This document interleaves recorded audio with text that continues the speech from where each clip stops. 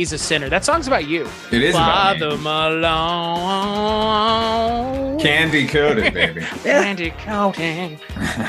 Cat's out of the bag. We have done this episode, but we wanted to revisit because Father Malone and I... We love this movie, and we just want to talk about it a lot. We want to talk about it some more. Let's leave it at that. We want to talk about it some more. And you know what? Heather had never seen it. And that was really... And you know what? I hadn't seen it since I watched it last time. Yeah. So I know you've seen it. Like, you probably watched it 4 times this year before you watched it as. Correct. And I watched it twice since we decided to watch it. Yeah. So on this episode of the Kulturecast, I'm joined once again by my 2 good friends. I guess the Unholy Triumvirate. I guess that's what I've been calling it. Yeah. I love that. It's a city of crime, baby. Oh, yeah. More music coming to you on this episode of the Kulturecast. We're going to be talking about 1976's Bugsy Malone again. And I'm joined by my good friends all the way from Mondo-Heather, Heather Drain. Hello. And all the way from Destinations Unknown, but they're dark, I tell you, folks. Dark Destination's own Father Malone. Good evening, everybody in musical land. Father Bugsy Malone. Today I am. And on this episode, we're talking about, 1976's gangster musical comedy with children singing with adult voices, with guns with whipped cream in them, Bugsy Malone.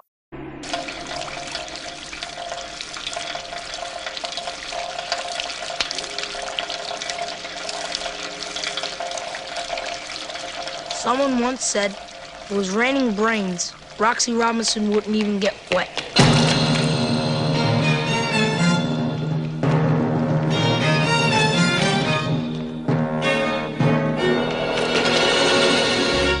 Roxy had spent his whole life making 2 and 2 into 5, but he could smell trouble like other people could smell gas.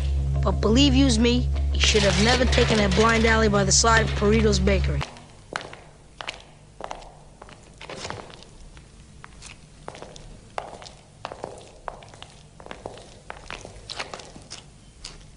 Your name Robinson? Roxy Robinson? You work with Fat Sam?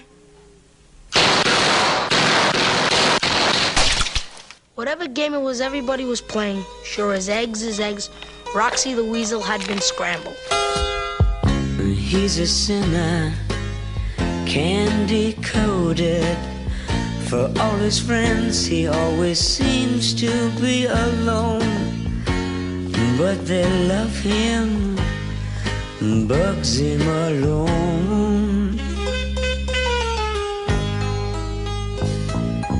A city slicker, he can charm you with a smile and a style all his own. Everybody loves that man, Bugsy Malone. Now, my friends, I should be filling yous in a little. This guy you's looking at is the hero of our story, name of Bugsy Malone. A nice guy, a little too popular with the broads for my liking, but a nice guy. An Italian mother, an Irish father, he naturally grown up a little confused, kinda mixed up. Oh, by the ways, I nearly forgot, my name's Sam, Fat Sam on account of my physique. I ain't no dumb bum, and between yous and me, this ain't no bookstore. This is my place. Fat Sam's Grand Slam, best joint in town. Hi, Jelly. Hi, Bugsy.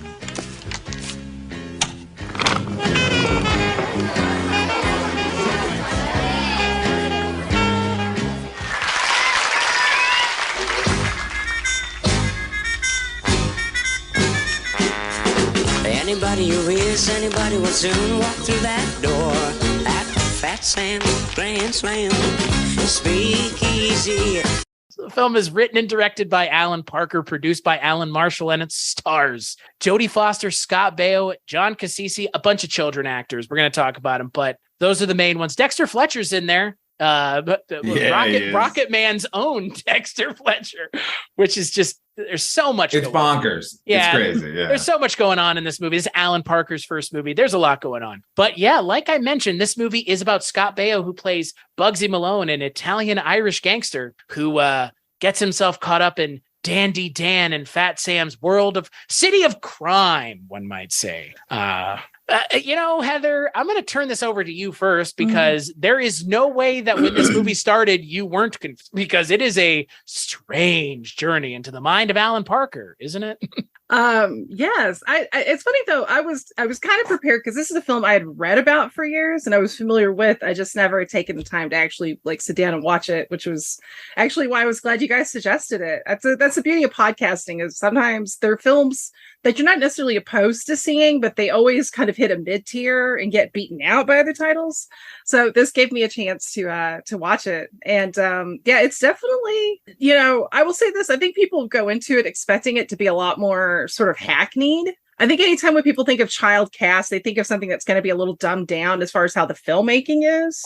And it's not. I mean, it's like the editing's beautiful, like the composition, the cinematography, the costume design, which I'll go into later. Like everything's handled like you would handle like a film aimed towards an older audience, except everything as far as like activities are age appropriate instead of, there's no murder. It's whipped cream, drinking. The kids are obviously drinking like various juices. There's no like a sarsaparilla. I think there was like a lot of lemonade too. Yeah. Distillery that was later attacked. And no, I think it's a lot of fun. And I had very few issues with it.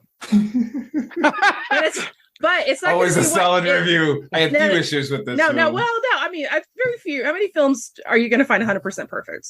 Realistically, that's fair. And they're probably maybe not going to be the issues you think they'll be, or maybe they will. I don't know. We'll find out. Father Malone, wax poetically once again about Bugsy Malone. Oh, what's not to love about a child gangster film where they're murdering each other with whipped cream and singing with, as you mentioned, Heather, the voices of adults. I saw this movie in the theater on a re-release where my parents took me to see Donnie and Marie in Goin' Coconuts, but the feature had already left, and what was left was Bugsy Malone. So we saw Bugsy Malone, having no idea what was going on, and I was absolutely mesmerized. It feels like the best way to see this movie, doesn't it? It's just like, to have no idea. Walk into a fucking fever. Yeah, and it's just like suddenly there are children on the streets of New York and the sets are scaled down and they're playing it real straight. Like this is a comedy and they get to the jokes and everything, but like for all intents and purposes, the kids are playing everything straight because Alan Parker's, I don't understand the guy's sense of humor at all, but I love him for it. That this is the joke that he decided to tell in the mid-70s and that others sort of came on board to help him tell it. Anyway, so I saw that in the theater and then it was almost immediately on cable afterwards. And I watched it over and over and over again. And this is a time period where I'm already cognizant of who Paul Williams is because of the Muppets. And so like around 83, 84, 85, like once I see Phantom of the Paradise and then this, and then like it all sort of comes together in a great Paul Williams world. It crystallized. Yeah, man. And but this is the one. I mean, look, as much as I'm an adherent to Phantom of the Paradise now, like that, this was me with this movie as a kid. Like I couldn't believe it wasn't a huge success and that not everyone had seen it. And then, of course, as I got older, then the questions started creeping in. So I didn't come to this. It made sense to me in a way as a child seeing it that there were kids playing it and they were singing like adults. But now as an adult, I'm like, what the fuck was everyone doing? Who thought this was a good idea? I mean, it ended up being great, but like it sounds like it was a hard sell. This movie wouldn't get made today. If you pitch this, if you went in to, I mean, maybe it would in the day of streaming. You just go, Jason Blum, let me sit you down. I got this pitch here. Yeah. I got this movie. It's a gangster movie, but they're kids and they drive in push cars. But they shoot guns at each other, right? No, but they shoot cream pie guns at each other. And then they throw cream pies at each other as guns as well, I guess. Yeah, like that's a pistol shot, right? Yeah, like, right. And then, but also, if that's not weird enough, it's also kids singing with adult voices. Right. Aha, okay. But it's all played straight. It's not a comedy. And that's where I think the movie for me, this like fifth or sixth time watching it now, I went into it this time going, I'm not going to laugh. I want to watch this movie as if it's being played straight. And it is being played straight. And man, it's a depressing story if you actually like. Yeah. Because My interpretation of what's going on in this story is it's like pretty bleak towards the end, where it's weird because like this story should not be played straight. And 10 times out of 10, it wouldn't get made. But 9 times out of 10, if it does get made, it's not being played straight. It's being played for laughs. Like, oh, isn't it funny that kids have guns? Like, it would all be a one big wink, right? Right. And I can't tell if is it.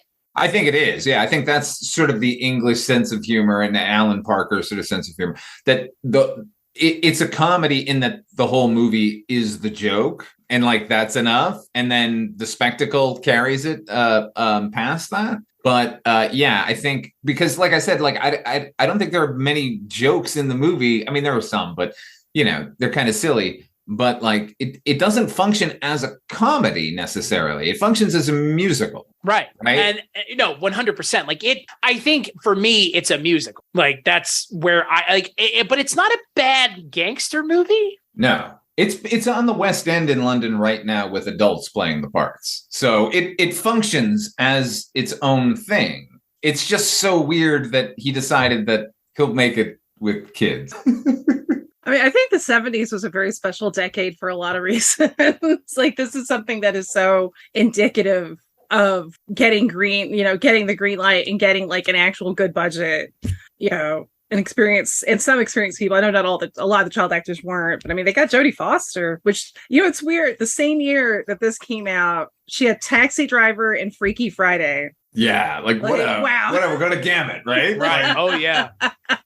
But she's amazing in this movie. Incredible. But she's amazing in Silence of the Lambs in 92. Like, yeah. And in Freaky Friday. Right. And in Disney things she did before this. Like, right. She's sort of supernaturally talented, one. Well, and The Little Girl Who Lives Down the Lane. That also was this year. That's an incredible movie. Right. So, I'm a fan of Jodie Foster. I really am. Well, how can you kind of not be? Like, yeah. She's, like I said, she's phenomenally talented and everything she touches is good. Even if the movie is bad that she's in, she's like sparkling in it. So, and here, there are some child actors and some child non-actors, and then there's Jodie Foster. She towers above everybody, right? Can I say something though controversially? John Cassisi is my favorite part of this movie. Hell yes. Oh my. It's like, how did you find a child actor adult? Like an adult in a child's body. Like, hey, what are you doing here? Like, it's like shit's pitch perfect coming from a literal child. Yeah. Child. Even the way he carries himself, like when he starts, just his hand gestures, he's very he's like a little aggro, unibrow ball of just macho male energy. Like, but he's a kid. I don't know. Like, he's great. It's so strange. Yeah, I think some of the others are pretty good too. I'll go and reveal my main problem with this film was the leads. Because I feel like they're not, it's definitely nothing that's going to harm your experience. This movie is a hell of a lot of fun, and it's cheeky. The music, I mean, even if you don't like this movie, the soundtrack alone should woo you because it's Paul Williams. And Archie Hahn is on this. Oh, was trying to go with my concerns and gripes. Okay, Father Malone, I know you worship the altar of this movie. Oh yeah. Which is there any of these songs where Archie is singing a lead vocal? Yeah. Which one? Down and Out. Down and Out. Yeah. He's the voice of Bugsy Malone in. Yeah. He Bugsy is Scott Baio. Yeah. Oh my God. I have never have I've seen a film where the voice of somebody so charismatic and talented had to be applied to such a little boring shit. I just sorry. I mean, and even if I didn't know anything about Scott Baio. Yeah. He's not great in the movie. I mean, he's okay. The character though is the straight guy in the movie, right? Yeah. So but he could be a little more charismatic. That's a dude that coasted. Yeah, he coasted on how cute he was. Like, let's face it. But I mean, it's not a deal breaker. Like I said, the movie's great, but it's like you see better actors around him, and it's just kind of like, I mean, it's not like Congo levels bad where you have like Laura Linney. I'll actually say that I will give that compliment to Scott Baio, aka Charles in Charge. I almost called him Charles in Charge, which reveals my age. Chachi in Charge. I I mean, yeah, it's not like Laura Linney next to like Tim Curry bad. It's not that bad. No. Right. Very few things are though. Yeah, I kind of was just like, really? Especially when you have John Cassisi, who wasn't even, am I right? He wasn't even a trained actor. That was somebody. No, they were Parker like, find found. an annoying child, please. Find the naughty one. Yeah, find a naughty child. Which one of you would be in Great Expectations? But I mean, that's the thing. That was the directive, right? Right, find a naughty asshole child. Yeah. And look who you found. The perfect one. Right, and John Cassisi also he's also in Fish. Also in an episode of Barney Miller. Wasn't he in Foxes as well? The movie Foxes with Jodie Foster? I think so. Anyway. I mean, he's not good in Barney Miller, which is the funny part. So I get the sense that the majority of the good non-actor performances here were Alan Parker going, do it like this, you know? Right. Which you have to do with children, right? Like, right. You know. Well, like ones that aren't Jodie Foster. Right. The fact that, like, aside from Jodie Foster and Scott Baio and John Cassisi, like, you got to figure if there are competent performances at all, it's thanks to Alan Parker. Right? I mean, he's just Dexter Fletcher's just a cute kid at the end there. So, he sure is, isn't he? Yeah, I mean, you know, get baby face. Get baby face. Get baby. Yeah, Dexter Fletcher. Anything that kid said was going to be adorable. The cutest child in the movie, Dexter Fletcher, who would then go on to have a real career beyond that. So, you know. Yeah. I mean, as an actor and a filmmaker. Yeah. For sure. Like, he's good. I like that guy. I do have to say, I mean, there is Benita Langford, who, I mean, she's in the movie for like 2 minutes, but was it Lena Romini? Oh, the little diva? Yeah. Yes. She's fantastic. And I was like, that name is so familiar. And I looked her up and it's like, oh my God, she was Sylvester McCoy's companion for Doctor Who. Oh my God, that was her? That was little curly haired redhead. That was Benita. Wow. I know, my mind was like that. And I loved her for like the 2 minutes she was in this movie. She was so sassy and so annoying, but like annoying in that great sort of theatrical way, and especially because she's only going to be there for 2 minutes. That's the thing. I will say this. I'm not a fan of children's movies and films starring a lot of kids as a whole, because the precociousness can get too much, I think, in most cases. You don't really have that problem here, which I feel like is like a miracle of God, given that the whole thing is children, or certainly a miracle of Alan Parker. But yeah, no, she's great. And I like the kid that played Dandy Dan, Marty Lev, I believe. Not young Zach Bagans. Yeah. No, this kid has talent. Wait, looks. Oh, that's fair. But that's every time I see him, it's just like he does look a bit like the Bacons. But that like I said, that kid's good. Oh, he's just as good as John Cassisi. Like his role is really is. He nails that role. Like that character, he nails it. And at the end, when he's like hip hip hooray, he's like, thanks guys. Like that's such a cool, like such a good character. Yeah, doesn't feel like a kid at all. That he waves it off like, oh no, don't applaud. When the kid actors don't feel like kid actors is when they're the most successful. And it feels like the people that aren't actually actors outside of Jodie Foster are the best child actors in the movie. Yeah, I think Alan Parker pulled off a neat trick here. He kind of sidestepped the precocious problem by making them all adults. So like when you see a kid amongst adults acting like an adult, it's like, oh, not cute. But like it's a level playing field now because they're driving cars and shooting at each other and buying cocktails and murdering one another. Yes. What's wrong, boss? I don't have no flour, boss. Every time they said boss, though, I mean, you want to kill him more, right? Right. Yeah. Well, that one little character, you feel so bad for him. He dropped all he did was drop his gun. I don't understand. He dropped his gun and he picked it back up, Dandy Dan. I'm just that sequence, such a hard ass. I hate that sequence specifically because of that kid's voice. And I always felt like I had to endure it as a child just to get to the next scene, which is Fat Sam's crew singing Bad Guys, which is probably my favorite song in the entire thing. It's funny. It's a good song. Like it's what a joyful tribute to being a terrible human being. Yeah. Yeah. And again, it's funny because it's little kids. Right. It's palatable because it's kids. Yeah. You know? If there were, that's the question I kind of wondered watching it this time.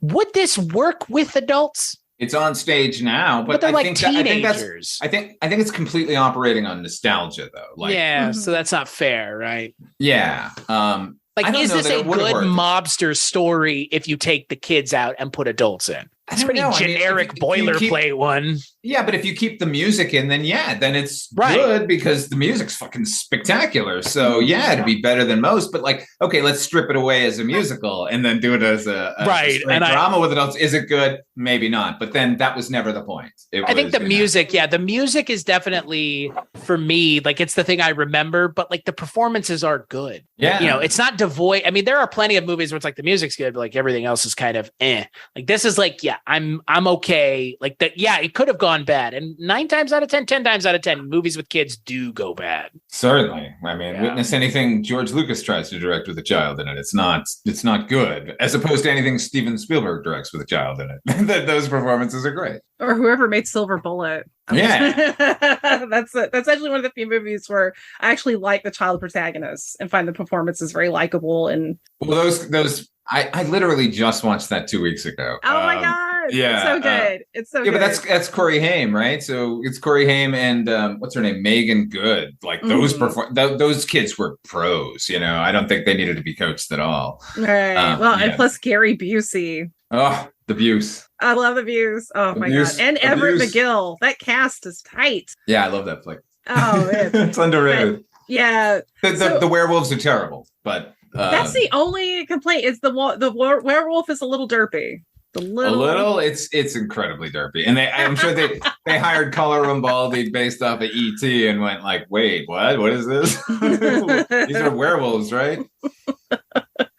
But which, you know, it's funny talking about Paul Williams and thinking about his career in the 70s and that song that you guys were talking about. Was it, Bad Guys? Yeah. What if they had Three Dog Night? That's the Paul Williams go-to band, right? Right, that would be a great cover. Well, no, I'm imagining them in like doing a recreation of this for like some 70s variety show, and because there's a live performance on YouTube of them from the 70s where, and I can't remember which name. It's not the one that's Chuck Negron, but one of the guys are doing Old Fashioned Love Song, and he starts doing this weird like tongue flick thing, and it's like you have to see it to believe it. I shared it on social media a few years ago, and a buddy of mine called him Cocaine Jolson. If you want to see another promotional film, check out Paul Williams on the Brady Bunch Variety Hour. Are you doing the hell of it? Yeah. Or when he was he dressed up on Brady Hour as a fucking ape too at one point? Remember that when he was dressed up like an ape from Planet of the Apes? No, that's when he went on. He was on the Tonight Show. The Tonight Show. Okay. He was filming the Planet of the Apes movie. Yeah, right, and so he just showed. Yeah, he showed up in makeup. Yeah, hell of it on. I know what you're talking about. Yeah, that's beautiful. Yeah. I mean, Paul Williams. Could anyone have a better career in the 70s than Paul Williams? Really, the amount of like good music, and he deserves it. Right? Yeah. Oh yeah. Because these songs are really good and strong and clever, and the like I said, the wordplay is just incredible in this movie. Like if anyone has heard a song from this movie, they've probably heard the final song, which is the "You Give a Little Love," because they used it in a Coke commercial. There was like a GTA type ad where they used the "You Give a Little Love" and it all comes back to you. From the end of this movie, and that's a great song too. I know I'm rambling and just throwing love at this movie in every direction, but like the another song I love, fucking So You Want to Be a Boxer. That whole sequence is great, as a matter of fact. Like, the cadence of it, like it's got, that's the thing. There's a lot that and Down and Out. There's almost like this sort of militaristic sort of cadence to both songs that work so well. It actually kind of reminds me, and I'm trying to think of what song it is. There's a song off The Music Man where the guys are singing stuff like almost like the rhythm of the train chugging. Yeah. It almost reminds me of that. But I like this better, even though I do love Robert Preston a lot. Well, how can you not? As everybody should. But and that's the thing too, is I think a lot of people, I've known people that are like, oh, I hate musicals, but I think sometimes if it depends on what musical you see, like, right. There's a lot of bad hate musicals. That though. Yeah, I hate that though. Like, I hate musicals. It's like when people say I hate horror movies. It's like, man, just throw like a whole okay, like sure, yeah. right, all right. Like, it's like saying, what do you say? Like, yeah. I hate fun. I hate because I had a bad day. Yeah. I mean, that's the thing. Like if you close your mind off to one particular genre of anything, then you're kind of just doing yourself a disservice because there's something good in almost everything. And I think, for some people, I get the idea that when you're watching a musical and suddenly a character breaks into song, like that doesn't compute for some people. But this movie should cater to them specifically because this movie understands the unreality and absolutely plays it up with these child vocals, which, by the way, Alan Parker did not ask for. He wanted the kids to sing, and Paul Williams made the executive decision somehow from California. He sent these auditions.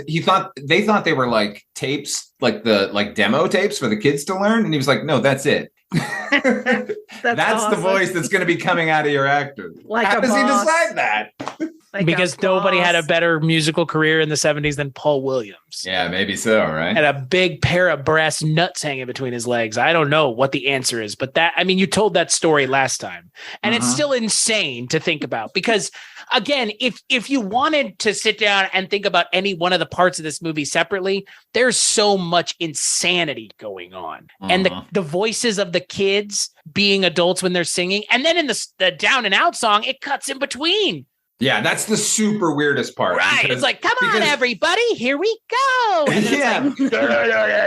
From Archie Hahn's honeyed, obviously masculine voice down to this pipsqueak going, come on. Yeah, what the fuck is this? That's probably the only moment where it doesn't work. It's not that it doesn't work. It's just it really is there's a reason they didn't do this anywhere else. Yeah, they should not have had any of that dialogue. No. They're pushing it already with the adult voice singing, never mind cutting in between them. Yeah, I mean, I don't know. It's funny. To me, it is technically weird. I was able to kind of buy into it pretty quickly as a whole with the movie, but it also hits me. One of my favorite sequences in the Forbidden Zone is there's a kid. Have you guys seen the Forbidden Zone? Oh, I know Father Malone. Have you seen it, Chris? Long time ago. Oh, okay. So the Big Bam Boom section, they have the kid wearing the Mickey Mouse ears, and they clearly are doing a clutch cargo thing where they put somebody else's mouth and he's singing the song or lip syncing the song. And I was totally I accepted that at face value. I'm like, yeah, I'm down with the fantasy. So, there are plenty of actors that don't sing in movies anyways. Holy shit! Jamie Foxx didn't actually sing in the Ray Charles biopic. Right. There's been straight movies Natalie Wood isn't singing in West Side Story. No. So in most of the Indian cinema, they're not singing. Right. And and people in India are yeah, good. Get people who can sing to sing. Because I've seen La La Land. Okay, that movie is bad. And one of the reasons it's bad is because Ryan Gosling can't sing. Yeah. But that's the charming part of it. Mm-hmm. No. Wrong. It's not. Would you call it Caca Land? I would call it Doo-Doo Land. Doo-Doo Land. The weird thing is he has a band called Dead Man's Bones, Ryan Gosling. Does he play keyboard in it? Yeah, does he play drums? He sings and keyboard. It's actually they're really good, but it's everything's kind of processed to sound sort of like the Haunted Mansion in a way. It's very more spooky and ominous. Damien Chazelle presents Disney's The Haunted Mansion. I actually I posted one of their songs because I realized I've never seen a whole movie with Ryan Gosling in it, and you didn't see the Blade Runner movie? No, you're not missing anything. No, I mean, I have the original. I'm good. But, that's why I like you, Heather. I have the original. What do I need your sequel for? Well, I mean, the thing is, I'm not opposed to sequels, but it has to engage. I have a spidey sense. We all do. There's something. If you see a film and it kind of pulls at some sort of instinct where you're like, ooh, okay, you got me. I'm intrigued, and you get excited. Then yeah, I'm down. And I'm not a snob. It could be a big budget movie. It could be something made for $5, but it's got to pull me, but it also is something that needs me in a way, because that film, it got millions of dollars. Plenty of people are going to watch it. If I don't watch it, nobody's getting hurt, as far as losing their jobs. But maybe Jared Leto will feel offended. Oh, good. Listen, you cannot offend Jared Leto. No, you can't offend someone with a cult. You're right. Yeah. This is true. Unassailable, that one. Yeah. Oh, yeah. you. Oh, you, Jared. But my whole point was that, instead of focusing on his films, which, I'm nothing against, just I'm good.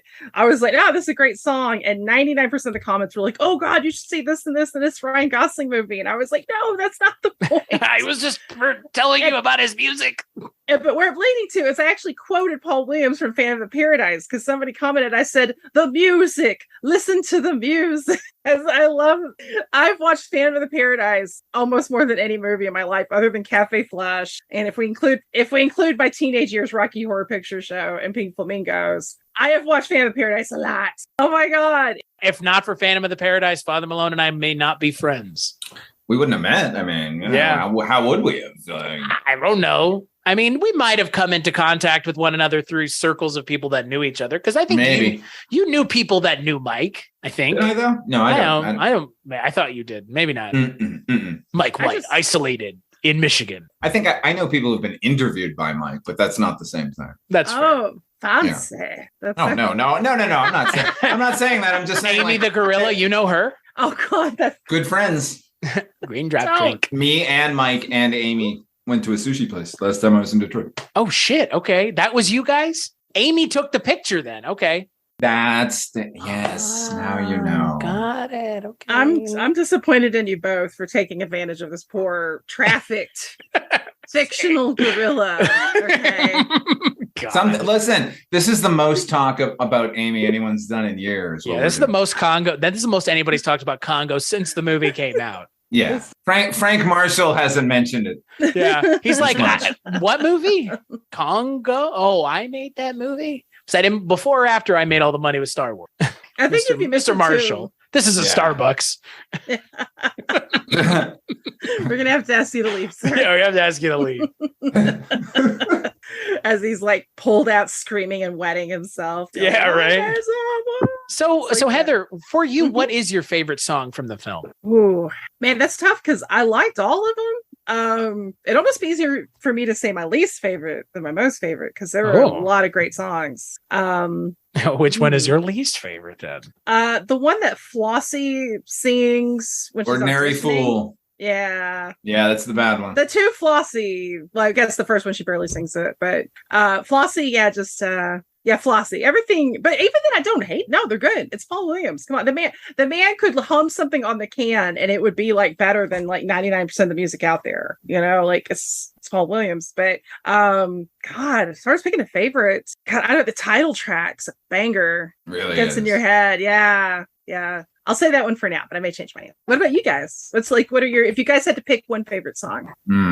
It's difficult. I don't know. It depends on the day. I think Down and Out is the song consistently. I'll put that on even if the movie's not, that song to me, that is a better version of, Brother, Can You Spare a Dime? It's like, if like a modern interpretation of that, but set during the same time period, but a way more hopeful version. Because Brother, Can You Spare a Dime is a despairing tune, and this is sort of covering the same topic, but it's an urging that it doesn't matter that you hit the bottom, that's the way you build. So right. I don't know.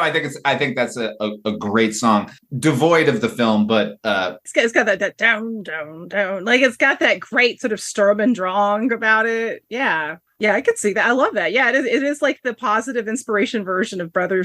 It is, and it's not like denying that bad shit is happening. Like lyrically, like it's like Lady Luck is fickle, but then a lady is allowed to change her mind. Like, get the fuck over it. Like, everything is terrible. Fucking let's move on together and build. Like, I don't know. I love the sentiment of this. I think for me, I'm going to answer the way Heather did. I think for me, my least favorite song other than Ordinary Fool is Tomorrow, just because it goes on too long. It goes on too long for a character who doesn't come back. Yeah, it's like Tomorrow. And there's like a little callback where he's like whistling it. And Fat Sam's like, shut up. Stop making me sad or whatever. It's like, oh. But it doesn't add anything to the movie, I think, overall. I think everything else serves the narrative, I think. Even My Name is Tallulah, like a character who really, Jodie Foster's good, but she's not really given much to do. No, but she doesn't need to do anymore. Her character, you still feel her presence when she's not. I wish she was the main character. Oh, she should have been Flossie. She should have been. Yeah. Like right. I don't understand how she wasn't. Because Flossie was going to be a boring character no matter what, and at least why are we calling her Flossie? Because that's her name. No, it's Blousy. Is it? the actress's name is Flory Duggar. Is that why? Flousy? Yes, Flory. That's funny as hell. Just call her Flousy. Who cares? Flousy. It's such a boring character, though. Like, she's terrible. It's shocking because you mentioned, Heather, like Scott Baio's not great. He's not much of anything, but yeah, Flory Duggar just like this is a movie where it really we're watching for all of the peripheral characters. Like anytime those characters interact with other characters, the movie kind of comes alive. When those two are together, it kind of grinds down a little. At least we get a scene where there's no dialogue and it's just the repeat of the Bugsy Malone thing. There's a little montage with those two together, so we're a little bit spared. But which is good because I didn't need they have no chemistry. No, and Heather, you mentioned earlier like that her performance is probably like the weakest in the movie, which I totally agree with. Like she seems like a young actress who's just saying what the words on the page, and nothing was going to help that, you know? Yeah. And like Scott Baio's not the most charming guy, but at least he's a competent actor. Like he can put on airs enough.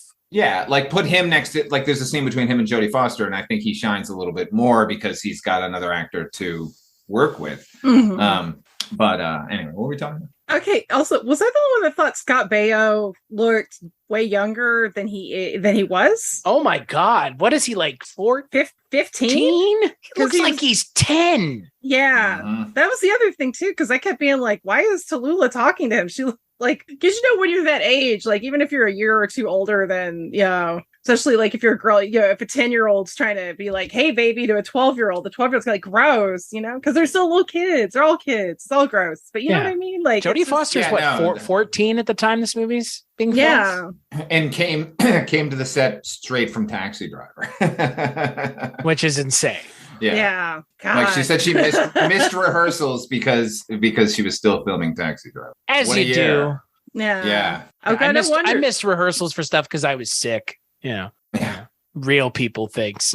Yeah. I was busy filming one of the greatest movies of the 20th century. Right. Life experiences that I can relate to. Yeah, totally. What's funny, like I was watching a little documentary about them, and Alan Parker was talking about the discovering that he was going to have to use adult voices, and he sort of went with it, obviously, like in the spirit of it, like it plays into the unreality of it, like so he liked that. But then they were talking to the kids, or who are adults now, obviously. And Scott Baio was just like, this was so stupid, and I was just like, Alan, this is stupid. This is an adult voice, blah blah blah. And then they cut to Jodie Foster, and she's like, oh my God, I was horrified because the voice was so high, and I thought, it should be raspy, right? Like I liked her reaction over his, which was he couldn't even wrap his head around anything, any of the concept working, and hers was, well, no, I think it should just be raspier. I think it's because character-wise, she should have a raspier voice and not so high.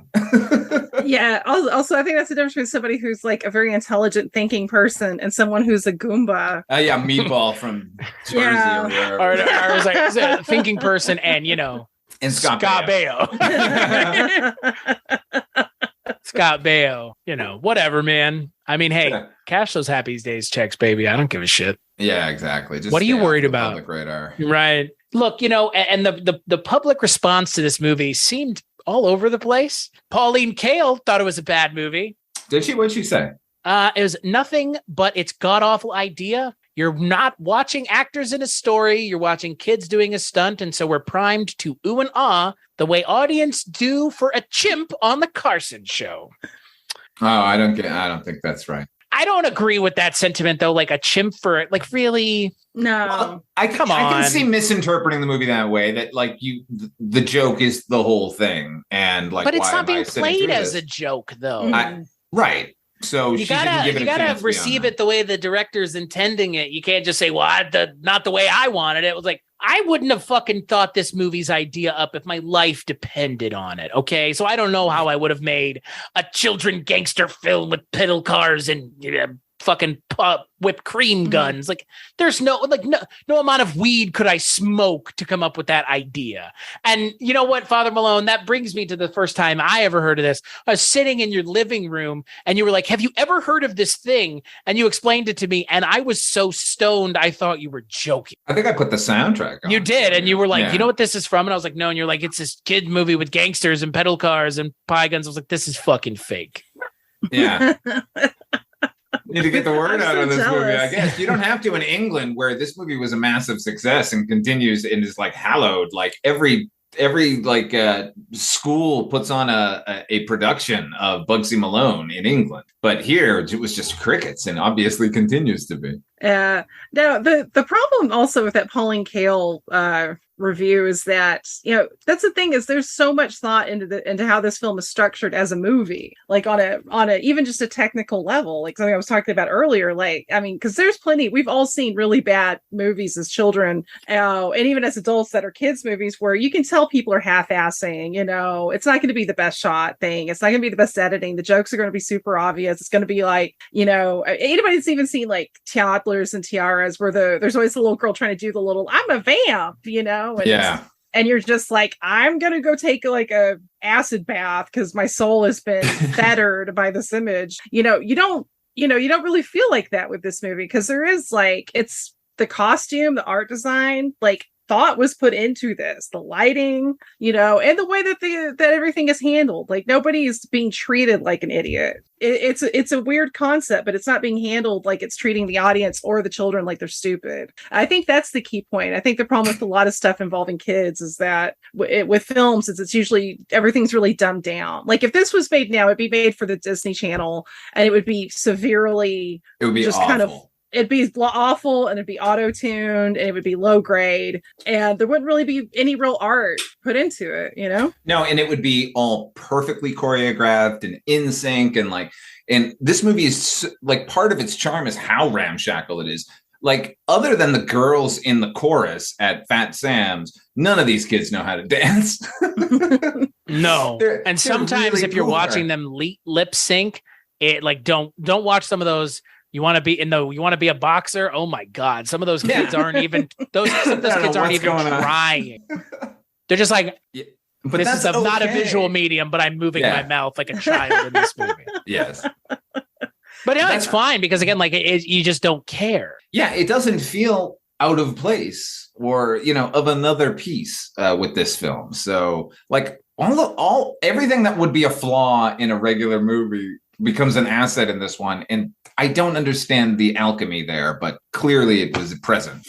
I've said this 1,000 times, guys, but I was a projectionist in the 90s at a theater in Los Angeles. Make that 1,001. Now it's 1,001. But I used to have to run screenings for critics. And some of them were actually kind of cool, but like some of them were such dicks. Like they would call ahead and demand that the fucking screening be held like for them. And then they would show up and you could see that they were in like a pissy mood when they arrived. And then like I'd read the review the next day and it was a pissy review. And I'm just like, how much of that was you? And how much of that is the filmmakers? Like what, so like all critics kind of, I got to take it with a grain of salt, but I think Pauline Kael's stuff in the 70s is actually pretty interesting. So take it for what you will. But I can understand her not appreciating this film. It's like Carson and Chips. Damn monkeys again. Yeah, I would be curious what musicals really struck Pauline Kael's chord then, because like this one strikes my chord pretty well, I feel like. Yeah. Same with Phantom, Yeah, but that might not have been her scene, Yeah, children shooting each other with cream pie guns. That's not what Pauline Kael considers entertainment. Right. So I'm curious because I don't think we've ever talked about it. At least Father Malone and I have, and I don't think Heather and I have. What are musicals that y'all like? Like that you? I mean, I guess Father Malone, I know kind of your stock answers because it's a movie that we've talked about before. But what are some musicals that you guys prefer? Heather. Starting from the early, I love 42nd Street. I actually love a lot of the early Busby Berkeley Gold Diggers in 1933. If Busby's name's on it, it's got to be meant. So I love him. I love Bob Fosse. Can I just say that Gold Diggers at 33 was directed by Raoul Walsh? Okay, I know Busby Berkeley did the choreography, and I'm not trying to be a dick, but that's just a pet peeve of mine. Sorry. Is there anything else you want to mansplain to me? No, I'm not no. Listen, I only if you go to my You've Never Seen channel and watch my Gold Diggers of 1933, I actually have a little segment about it where anyway, I'm sorry. Yeah. That's okay. It's been a while since I've been corrected. I didn't mean to correct you. I just just teasing. I'm gonna keep my mouth shut here. Honestly, no. Raoul Walsh is a great director. Yeah. My apologies for not mentioning his name. God damn. Shit. I'm just sitting here. I'm not saying anything. I don't want to be wrong in this group of people. Oh no. I'm the wrong one. It's me. No. We're all wrong here. No. That's no. We swim in the filth together. I kid. Because Father Malone, notorious mansplainer. I am, I guess. If you really were, do you think we'd be friends and have done this many episodes? No. I know. I'm just saying. Plus, you both have my actual phone number, which is something very few people have. Dun. So please send me a text explaining. I'm going to explain it to me now. You're gonna every morning you're gonna wake up to some explanation. Yes, Heather, love it. I'm texting you this morning to explain to you how to get out of bed. Yeah. The earth revolves around the sun. I'm going to call it my hashtag Malone motivation. There you go. I already knew that, you son of a bitch. Yes. Like Heather just sent me a bunch of middle fingers and a skull. Like, die, motherfucker, die. But Cabaret is actually one of my favorite movies of all time. Legit, it's in my top 10. As is actually All That Jazz. Which were both directed and choreographed by Bob Fosse. It's true. One of them is about fake Bob Fosse. One is about real Bob Fosse. fake real Bob Fosse. He predicted it. Of course, we were very much a fan of Paradise and Rocky.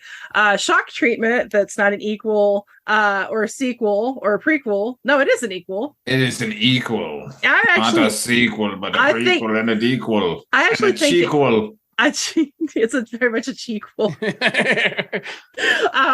I actually prefer that over Rocky. That is, and yeah, I said it. Interesting. It's in my top 10 of all time as well. Forbidden Zone, a huge fan of. That's, I know there's got to be more. I'm just really, really picky, I guess. I'll stick to that for now. But nothing more contemporary, huh? Does Kiss Me to the Phantom of the Park count? Yes. Sweet. Anthony Zerbe for the win, baby. But yeah. The Zerbs. What about you, Father Malone? I like Phantom of the Paradise. Yeah, we know. Footlight Parade is a fucking really good one. And who was the choreographer? Choreographer. Busby Berkeley. And James Cagney is effectively playing Busby Berkeley in that movie, which is the really great thing. And Busby Berkeley did direct that. What else? I don't know. Pennies from Heaven. Love Pennies from Heaven. Oh my God, what a good movie. Yes. All That Jazz. Rocky Horror Picture Show. Little Shop of Horrors is real high on that list. The play, the musical, the whole Megillah. What else? Nothing much contemporary. I don't like most musicals that have come out recently. I guess some of the Pixar Disney musicals have been okay. They're kind of their own thing, right? Yeah, like I don't expect, I feel like that's where hatred of musicals comes from with people my age, is like Disney stuff. It's either you were on board with Disney stuff or you weren't. And if you weren't, it's like, I hate musicals. And it's like, I mean, there's more than just like Little Mermaid, asshole. Right. Does Necromantic 2 count? God damn. What? There's a musical number in it. What's it called? Suck My Dick Pipe? No, it's called, I can't remember the actual original foreign title, but it translates as Delicious Skeletons. Oh, Chris. That's a pretty good name. It is a good name. Better than Suck My Dick Pipe. It now counts as a musical. You're thinking of the first one, by the way. There is no dick pipe suckage in the second one. Oh, well. I just woman-splained to you, Chris. Thank you for that. You know why? Because Father Malone and I are actually the same people. Yeah, feels good, doesn't it, Heather? Well, we've spread the knowledge. I have a newsflash for you, Heather. If you and Father Malone are the same person, well, by the transitive property, it means we share common DNA. Recombinant DNA.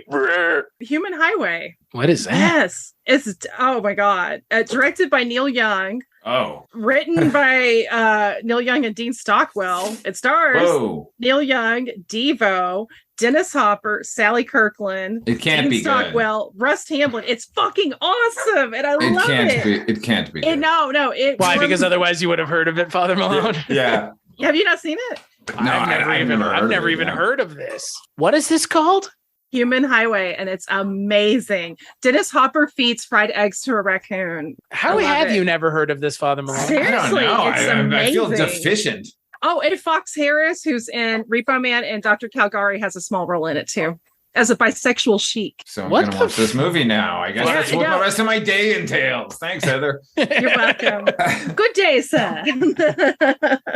I think for me, like you guys have mentioned, like, Rocky Horror, Phantom. I don't know. I do kind of. Don't say that fucking Repo bullshit. What? Repo the Genetic Opera? It's fine. The music's not good. Oof. There are a couple songs that are catchy. But I hate operettas. Maybe that's my problem. But I don't like an operetta unless it's Gilbert and Sullivan. Paul Sorvino can't sing either. There's that. I like one song, only one song off that one. And it's that one with, Bill Moseley and Ogre from Skinny Puppy, where Bill Moseley like rips his shirt off and it's his chest all scarred. And he's like, was it? Yeah, I'll find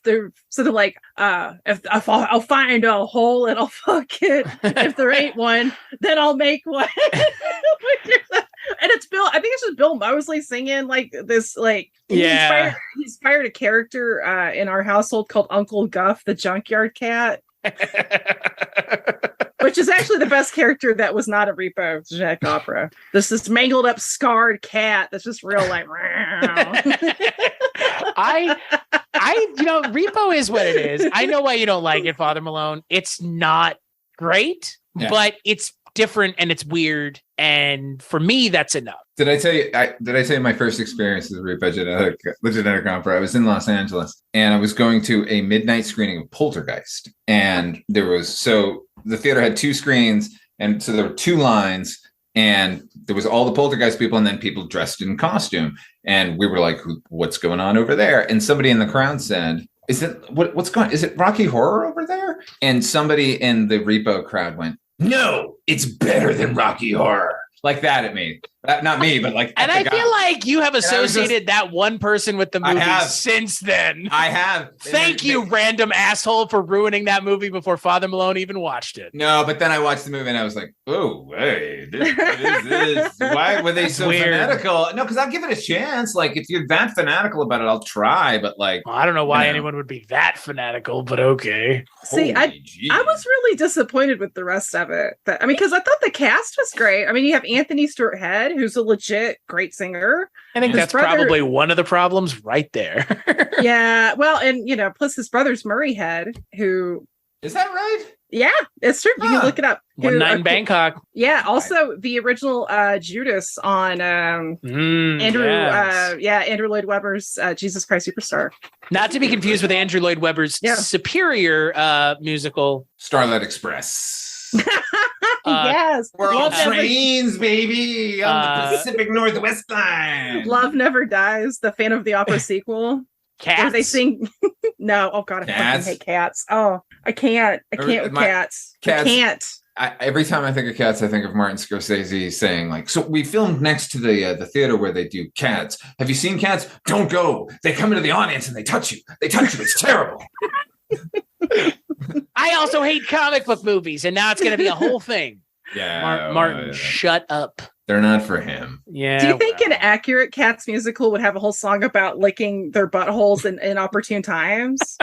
Like when you have company over and they're just like that one leg is just gonna go pew, like back up. Somebody just has to mention it. Like, what's that cat doing over there? It's like licking his fucking balls, bro, or where they used to be. The cat's got to be super loud too, just loud slurping noises just to make it real awkward. Tasting every bit.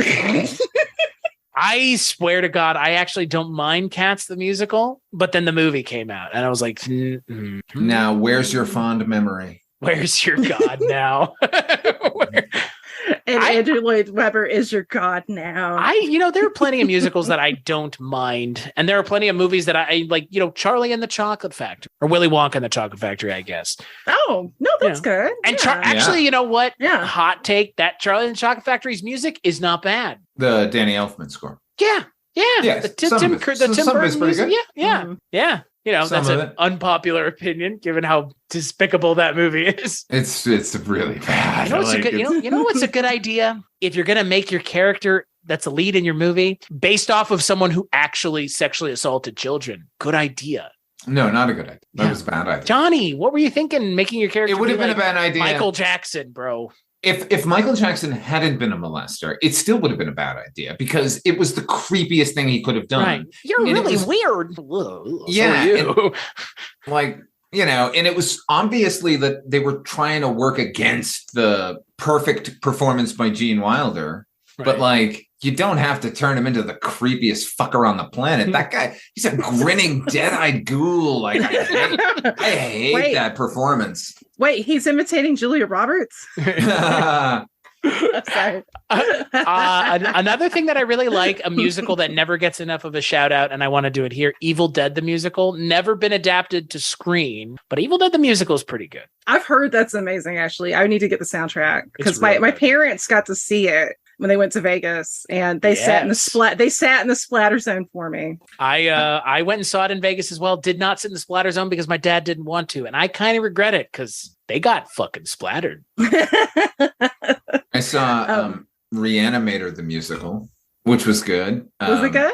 Yeah, directed by Stuart Gordon. And when I saw it, I actually weirdly ended up sitting next to Stuart Gordon. What? And I got to say there was some really cool stuff in that musical, and one song in particular has stuck in my head, which is called Plagiat, which is apparently German for plagiarist. But Herbert West has a song about Dr. Hill's plagiarism, which is fantastic. Oh man. Cabin in the Woods from Evil Dead the musical is stuck in my head permanently.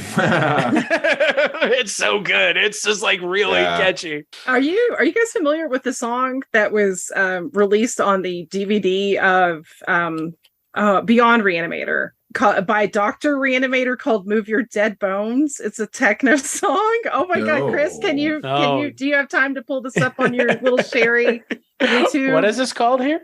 It's called Move Your Dead Bones by Dr. Reanimator. This is so good. I can't. Now, did he exist before the movies? I think he's always been with us. He's always been Dr. Reanimator. How long have you been with us, Dr. Reanimator? Forever. Speaking of poor casting in the leads, is this Alan Parker's thing? Because he would go on to make some more musicals. Oh yeah, he would. The Wall, which is that the one that he's known for? I guess The Wall. Definitely. I love The Wall. Not Evita? No. He was a musical guy because of The Wall, right? Oh, yeah. I guess so. Or is he a musical guy because of this? Or The Commitments. The Commitments was pretty good. Yeah, there you go. He's just sort of a musical fella. Yeah. And Fame, which is kind of a musical, That's right. Oh, does Streets of Fire count as a musical? Yes. Okay, I count. I put that on my list. Streets of Fire. I programmed that. Yeah, Streets of Fire is pretty good. Oh, it's great. Are you kidding? Yeah. Oh my God, I wish Jim Steinman could have done more in that capacity. See that Batman musical he wrote? Wait, are you talking about the vampire one, like the Tanz der Vampire? No, I'm talking about Did Jim Steinman wrote a Batman? A Batman musical. Holy shit. Yeah, you got to look that up. And is it as good as Spider-Man the musical, though? It's better than Spider-Man the musical. Spider-Man the musical was directed by Julie Taymor. Wait, is Dr. Reanimator Move Your Dead Bones better than Spider-Man the musical? Yes. Yeah. It's like that Omen dance track. You guys ever heard that one? Do what you want, but don't forget the Omen. You guys ever heard that one? That's a good one. You just made that up, right? I did not make that up. Do what you want. You know, but what? But don't forget the Omen. Don't forget the Omen. Okay, I am not stoned, but I feel stoned when you said that. I swear to God, what are you talking about? Wait, can we sing that together, Chris? Ready? 1, 2, 3. Do what you want, but don't forget the Omen. I hope you're looking for this right now, because oh Jesus. Das Omen 3 by Magic Affair. Holy shit. Das Omen. I wasn't joking. I was being Das Omen 3. That's the best. What if Das Omen 2? Das Omen 3. Das Omen 3. You know what's funny? I thought you were talking because there's a late 80s dance song called Das Omen by a band called Mysterious Art that's from Germany. But it doesn't sound like that. Oh my God. Oh my God. You know, they might have gone in other directions. What was 2? Das Omen 2. That was a polka. Part 2 was a polka. God. Oh, I watched Evita recently. Why? I don't know. I used to my parents like it a lot. I think my dad likes the musical. It doesn't work as a movie though. No, it's bad. I don't think it works as a musical even. I think it works as like a concept album, which is, right. That's exactly what it was. Yeah. Yeah. As close to an opera as they could have made it, so. Right, because it is an opera too. That's right. God. Ugh. Yeah. Yep. Yeah, I don't know. I kind of take the same, talking about like Repo and stuff like that. Like I kind of feel the same way about operas. It's like, man, this is a little much. Like, yeah, I love opera until I hear it in English, and then I'm like, this is the stupidest shit I've ever heard. Like, back into Italian. Yeah, when Paul Sorvino starts singing in English opera, it's like, okay. Are we gonna tell him he's bad or you? Oh God. I don't know what that just reminded me. I remember as a kid, like when A&E used to have like actual arts and entertainment, they had some kind of opera in English that was like that involved vampires. Speaking of vampires, so of course, me being little goth Heather Gothling, not Ryan Gothling. Ryan Gothling. I like that. Ryan Gothling. I'm gonna put that in my Etsy store immediately. Ryan Gothling with some eyeliner.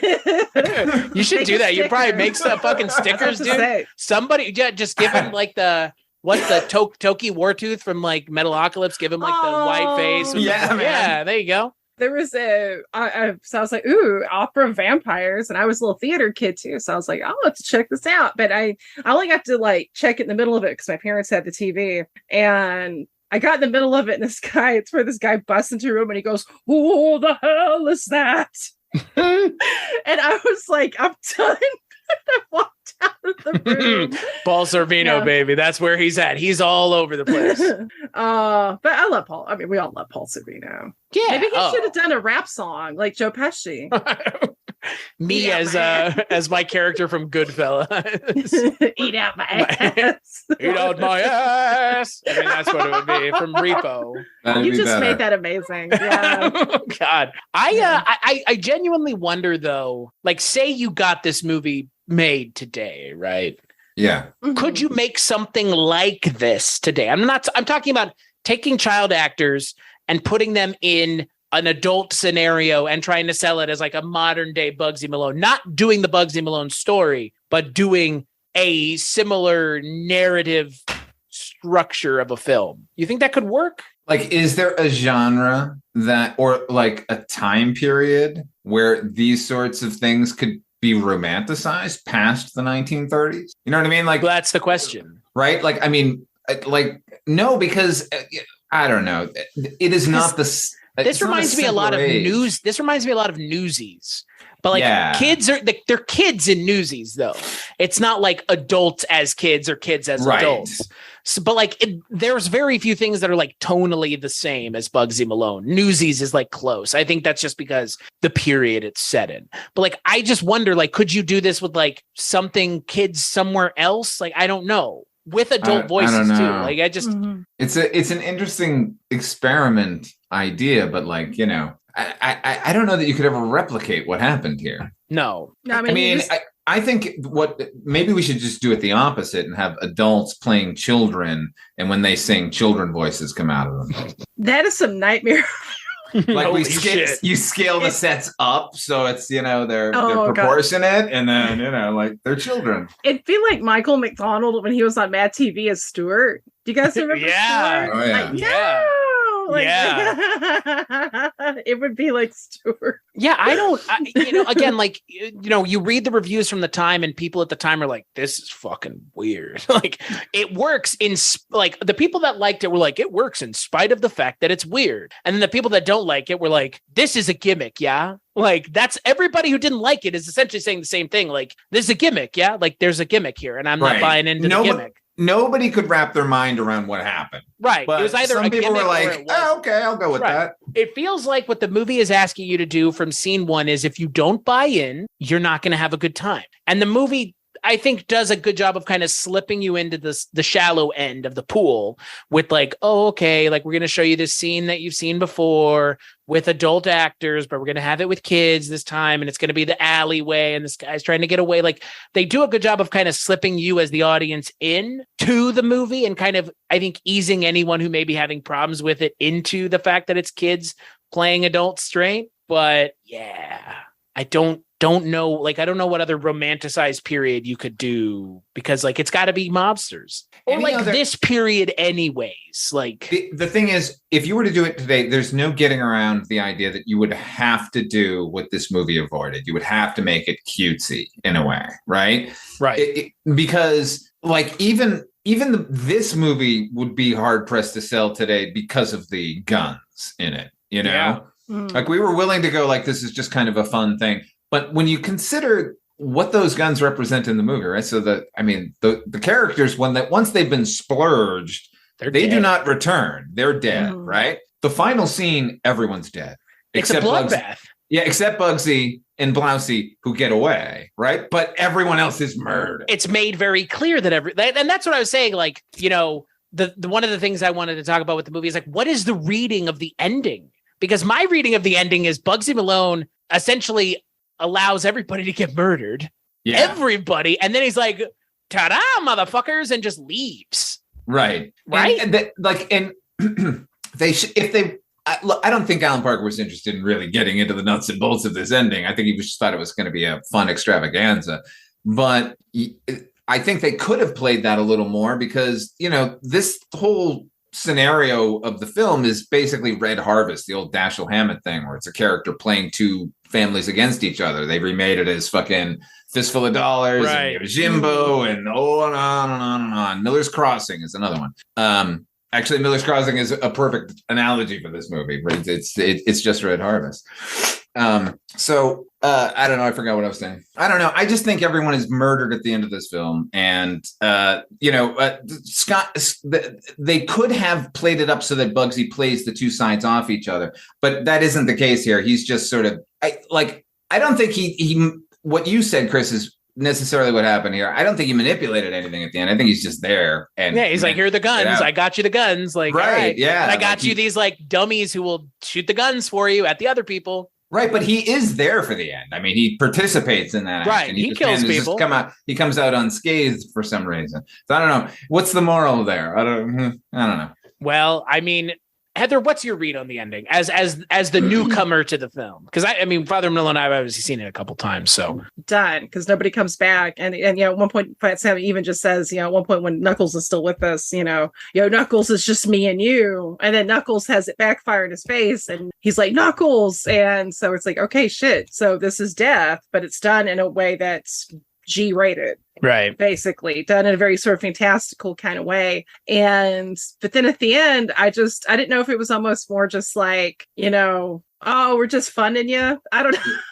Well, that's it. Like, the ending is it's like a pull the curtain back moment. Monty Python, right? Like, Monty Python, and the Search for the Holy Grail type ending. Yeah. Right. Or, but I don't know. I the way I interpret the ending is everything is played straight, and then you don't see Scott Baio and Flossy Buggers or whatever the hell her name is. Flossy Buggers.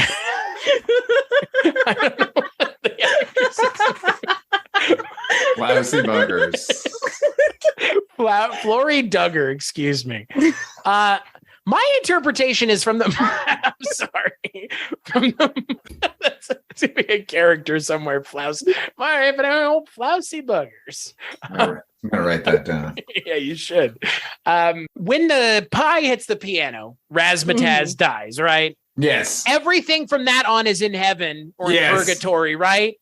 Totally. And they're all lamenting what they did in their lives as they couldn't figure out how to get along. And because they couldn't get along, they all died. That's my cynical interpretation. No, I mean, that it tracks. Wow. God, that's fucked up. Like, it's super dark. I didn't think this movie was that weird until now. Like, holy shit. And then he snuck it in as like an extravaganza. Like, yeah.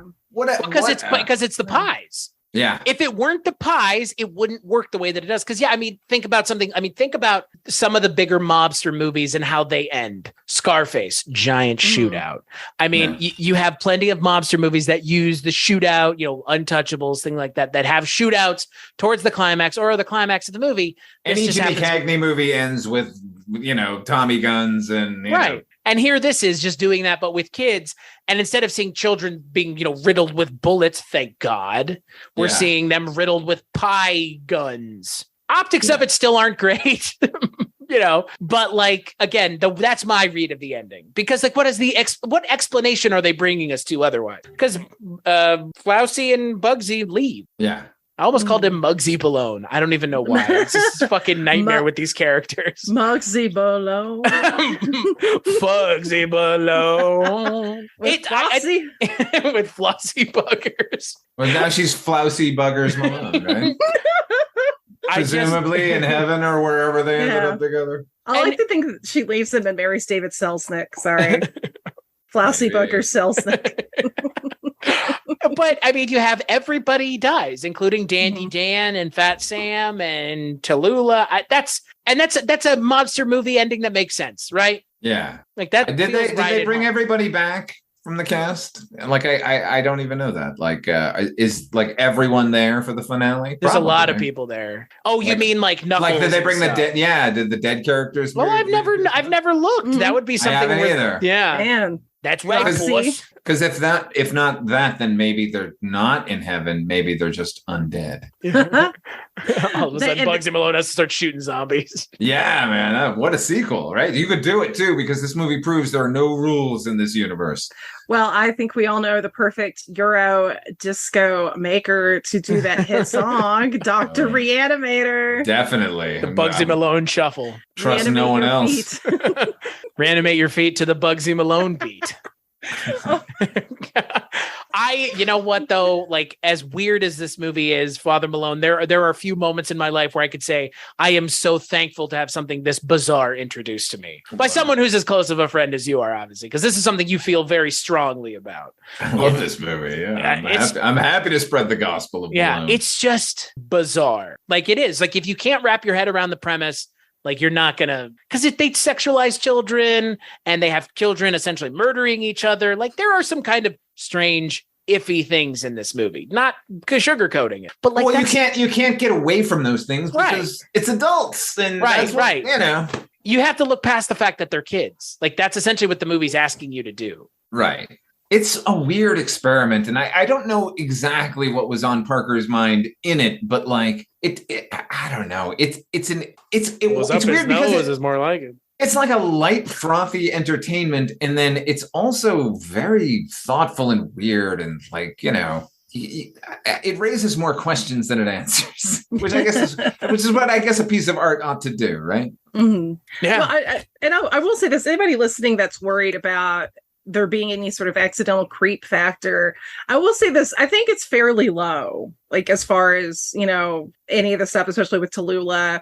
The Tallulah songs, oh yeah, it's borderline, but like if this right, I mean, yeah, like, I mean, what she's making allusions to is right, but okay, look, she's saying like she's basically a madam, effectively, right? If this was in a saloon, then that's exactly what she would be saying. But, you know, she's also a performer at a nightclub singing a song. Right. You know what I mean? Like, it doesn't mean she's actually like had training in sexual activity in North Carolina or anything.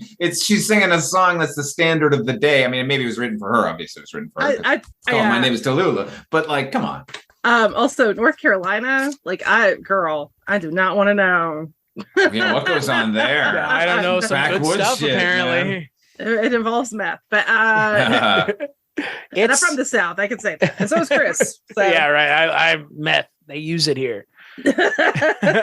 It's strange to me because ultimately, you know, that kind of, for me, it felt like the thing that maybe I would get hung up on the first couple times I watched it is just kind of how weird it is tonally. But I think it does kind of endear itself ultimately. If you're a fan of this, it's because the movie has kind of endeared itself to you in a lot of ways, because it is just it's a movie that had to find its audience. Let's put it that way. This movie has no ill intent. I don't think so. Yeah. Ultimately, you know what I mean? Like, you can't judge it as an adult film because it's not, and it's its own piece. It has to be judged against Bugsy Malone, basically. Yeah. Like, also the gaze. I think what helps is the gaze of the film. I hope this makes sense. It doesn't feel prurient. Like it doesn't. It feels very like innocent. It doesn't feel like, you know, Woody Allen's Bugsy Malone or. I would watch that though, to be fair. I'd watch anyone's interpretation of this movie because it can't be any less weird. Right. I mean, the bar for strangeness has been set rather high. Yeah, I don't know where you would go with a remake of this even. And, you know, it's like, it's a singular idea. That's the crazy thing. Like, this is Alan Parker and Alan Parker alone. And like how he says he came up with the idea makes sense. You're telling his kids a story, and the kids in the story are going to be kids because that's who his kids are imagining in the story, or people like them.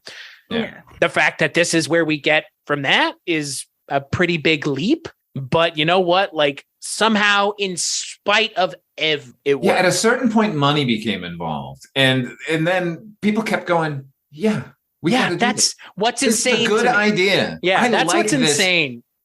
People sat in a meeting and were like, "Let's give Alan Parker money to do." Hey, he should hire a legitimate songwriter for this insane idea that we're all on board for, and we're co-producing together, right? Yeah, it's. You know, we've said this before. We said it on Subspecies. We've said it on other things. Like, they don't make movies like this anymore. Yeah, they never made movies like this to begin with. Right. Like, that's the thing. You say, like, you know, like, could you make this movie now? You couldn't make it then. It's just that it did happen somehow. Right. You know, like, ultimately, every movie worth a damn, you can say you couldn't make it now. But, like, you know, it shouldn't have been made at the time. Yeah. Yeah. That's, you know, some of the best movies exist in spite of themselves. And this is.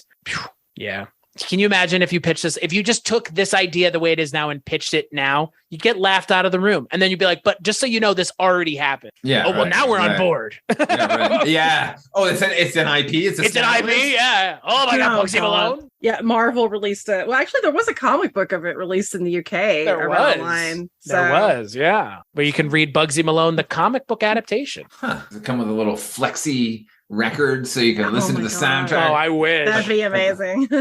Used to get them off of cereal boxes. I again, Father Malone, I'm so thankful you've introduced me to this film because it's a true. Entirely my pleasure. Yeah, it's a true. Yep, I don't know. It's a true I would say classic, but there is nothing like it. That's a good thing. I mean, what do you tell someone? Like, go watch something like Bugsy Malone. Good luck.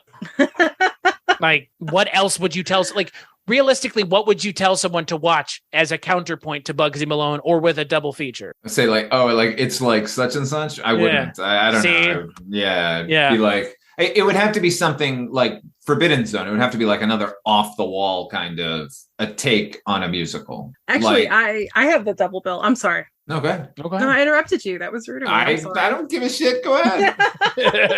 No, when I was watching, I was actually, and and I fully agree. There's nothing like this movie, but one double bill I think would be interesting is Ken Russell's The Boyfriend, because I haven't seen that one. I haven't seen that one either. It's good. It's got Tommy Tune, Twiggy, and it's basically a musical set with like flappers, and it's 1920s. And I mean, come on, Kent Russell, like anything Ken touches is made of weirdness. Yeah, is automatically beautiful and phantasmagorical, and 120% his thumbprint. So, it's a Ken Russell movie. Listomania is pretty weird. Oh yeah, you think? How did I not think of it? Ken, I love Ken Russell musicals. I love Tommy. Never seen it. Oh my god, I love it. It's not. Yeah. The visuals are really good. There's Oliver Reed in it, so yeah, man. Oh my god, he's so. That was the origin of my Oliver Reed crush, which is eternal. He's so mean in it, though. But he's got green socks, and he's just amazing. Well, I don't know. I love Oliver Reed. I spent 17 hours listening to the audiobook about his life. It's great. Wow. Ooh, I have a friend who had named their child after. Really? That's amazing. Yeah. Why isn't Oliver Reed why isn't he just in this as an adult? Why isn't he in everything? He should have been in it, you know? Yes. Right. Think one about adult. It. Terms of and nobody endearment. says anything. Right. Yeah, and he's great in Tommy. He's great in everything, but yeah. I'll have to watch it. I've been meaning. Mm-hmm. I haven't seen a lot of other Alan Parker stuff, so this is kind of like this and Evita. So you should check out The Wall. Mm-hmm. Yeah, I want to. I know that's kind of another big one. Mm-hmm. I mean, I know all the music, obviously, but I've never seen. The visuals are gorgeous. Yeah, that's what I've heard. Yeah, I'm a fan. Yeah, I feel like it definitely, and that's actually one of my favorite Pink Floyd albums. I think it suits it very well. So, which I'll is need to watch easy. it. I think I need to. Is it one of those things that like you need to have listened to the music without the movie ahead of time? You think?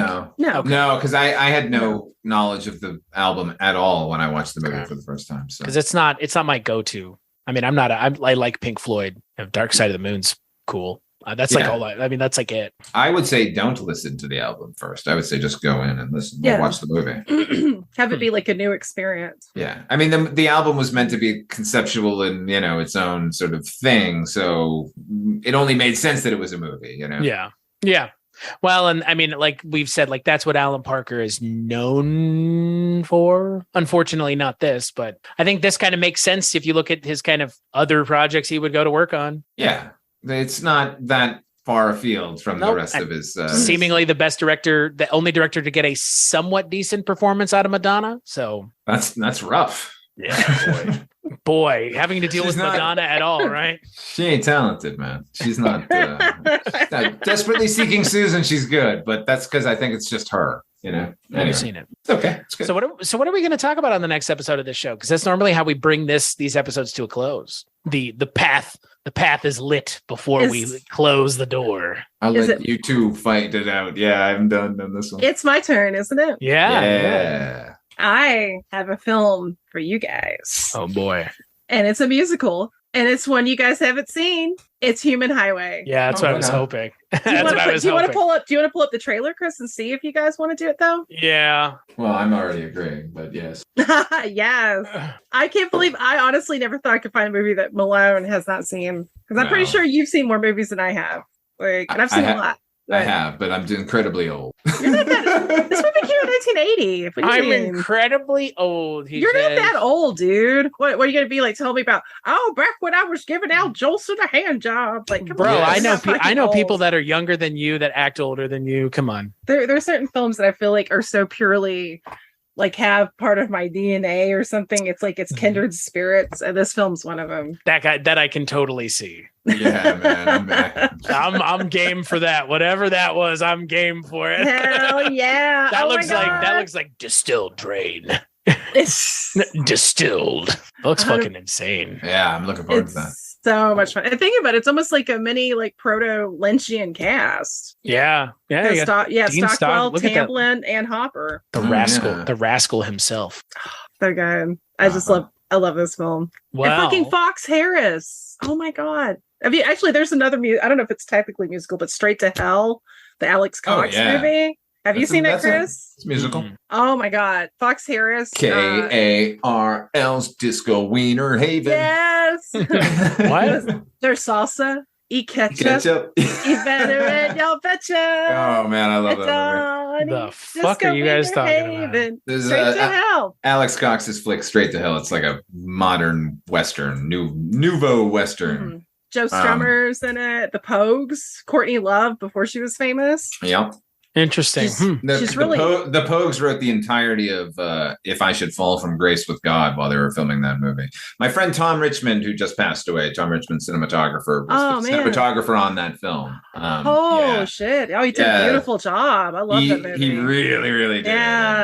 Yeah. Oh, and but Fox Harris plays this amazing Las Vegas lounge singer with this this curly wig, and he does the version of Tom Jones' Delilah that is just impeccable. It's very showy. Yes, indeed. Yeah.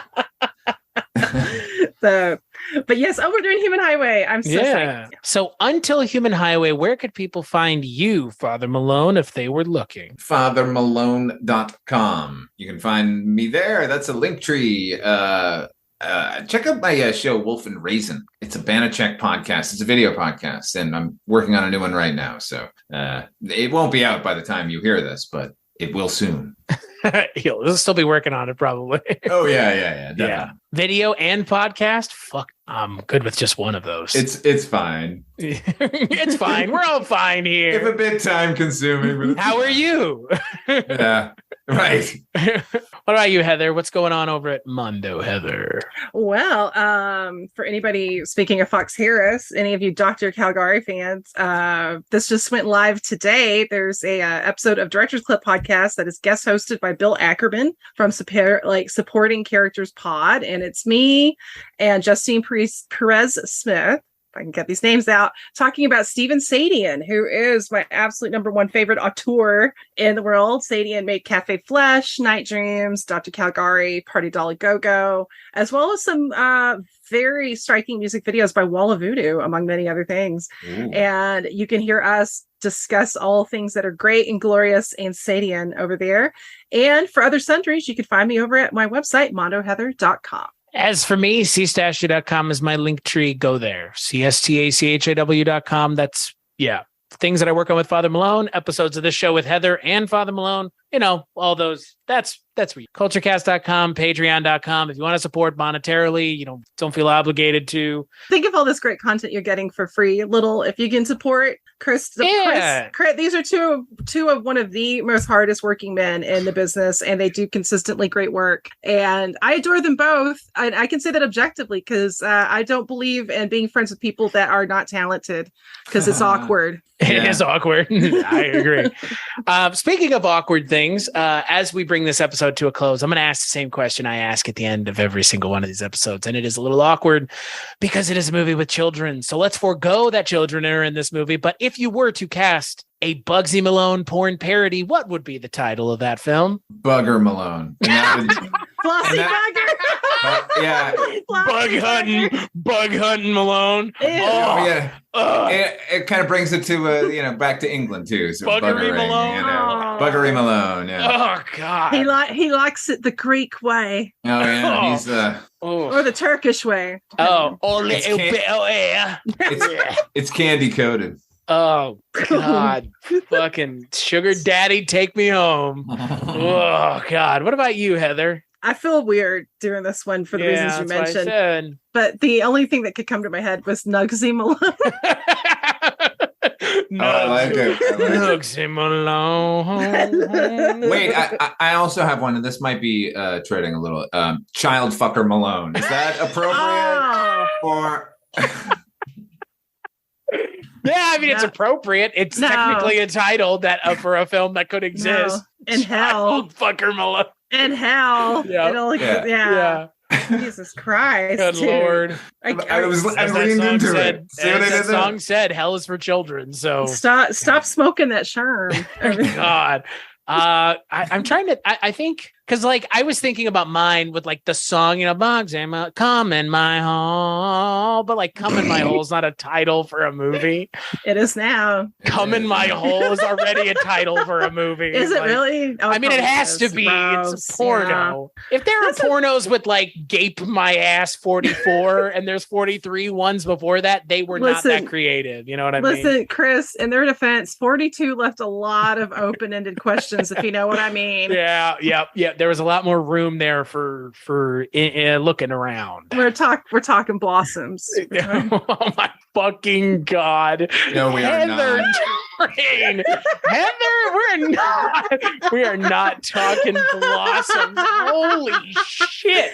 Actually, that's like we're the line. We just walk. Oh, what? I'm sorry. In cartoons when the characters run off of a cliff and don't realize it, and then they go oops and fall.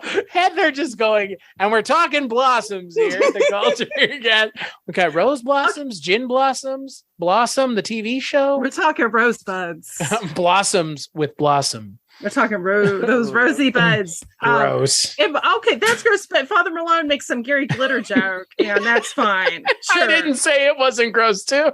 Yeah, like his is more gross than they're all levels of filth. Listen, I love it. I don't want to see a blossom either, but I'm just saying it's wallow in the filth. Mayim Bialik was wonderful in that role. Oh God, do you think somebody's done a blossom porn where they have the theme song by Dr. John? It's like, for my opinion. Oh, I certainly hope so. Because I'm not going to make that video. Oh, yeah, I don't want to see it. I think though. But if you were to do like an all gay Bugsy Malone, it would just be called Bug Hunting Malone. Not Nugsy. Nugsy Malone. I think Nugsy. Nugsy Malone. I like how you can sing the title of the movie too. Not many movies you can do that with. No, it's that's spectacular. Yeah. What I have a question. Real quick, Chris. This is actually about something you mentioned earlier. How did those lyrics go again to Das Omen 3? Is that how I end this episode? Please. Do Fine. I'll give you what you want. Yes. Yes. Do what you want, but don't forget the omen. The place in your mind will lead you there. And you know what? This is where I end this episode. For God's sake. Do what you want. Don't forget the omen. The omen. Somebody wrote that and they're like, we're going to sing it. I fucking did it. And it was on TV.